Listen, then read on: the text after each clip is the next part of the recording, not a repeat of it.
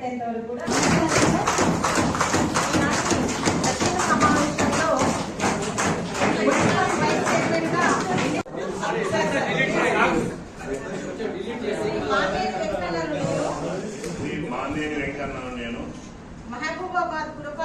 గా మహబూబాబాద్ పురపాలక సంఘం వైస్ చైర్మన్ గా శాసనం ద్వారా స్థాపితమైన భారత రాజ్యాంగం పట్ల నిజమైన విశ్వాసము విధేయత చూపుతానని భారతదేశ సార్వభౌమ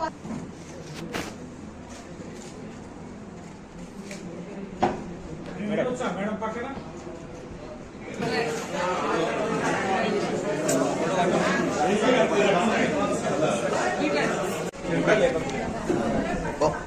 అమీర్ మాట్లాడు వచ్చాయిగా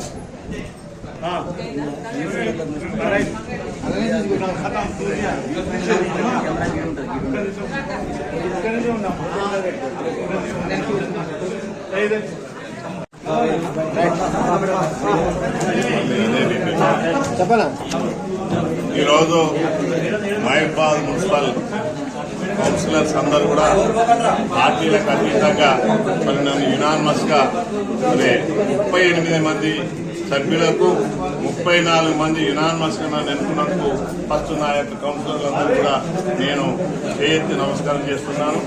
అదేవిధంగా కులాలకు మతాలకు అతీతంగా అన్ని వర్గాల వాళ్ళు నన్ను చాలా ప్రేమతోటి అభిమానంతో మరి ఈరోజు నా ఎలక్షన్ కోసం నిరంతరం పరోక్షంగా కానీ ప్రత్యక్షంగా కానీ అదేవిధంగా ఇంటికాడ ఉన్నోళ్ళు కూడా సంతోషంగా ఉన్నారు. కాబట్టి వారందరికీ కూడా మరొకసారి ధన్యవాదాలు తెలియజేస్తున్నాను. ఈరోజు గౌరవ కలెక్టర్ గారి ఆదేశాల ప్రకారం మున్సిపల్ వైస్ చైర్మన్ ఎన్నికకు ప్రత్యేక సమావేశం గావించడానికి ప్రిసైడింగ్ ఆఫీసర్గా నన్ను నియమించడం జరిగింది. ఈ సమావేశం 11 గంటలకి ప్రారంభమైంది. మొత్తం సభ్యులు 34 మంది గౌరవ కౌన్సిలర్లు హాజరు కావడం జరిగింది.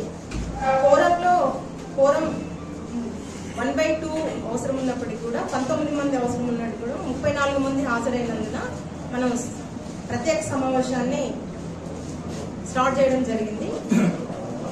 ఇందులో మొదటిగా శ్రీ మార్నేని వెంకన్న గారిని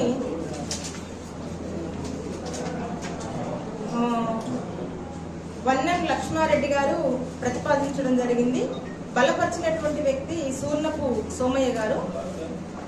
వీరు ఒకరే పోటీలో ఉన్నందున ఇది ఏకగ్రీవంగా ఎలక్ట్ అయినట్టుగా ప్రకటించడం జరిగింది.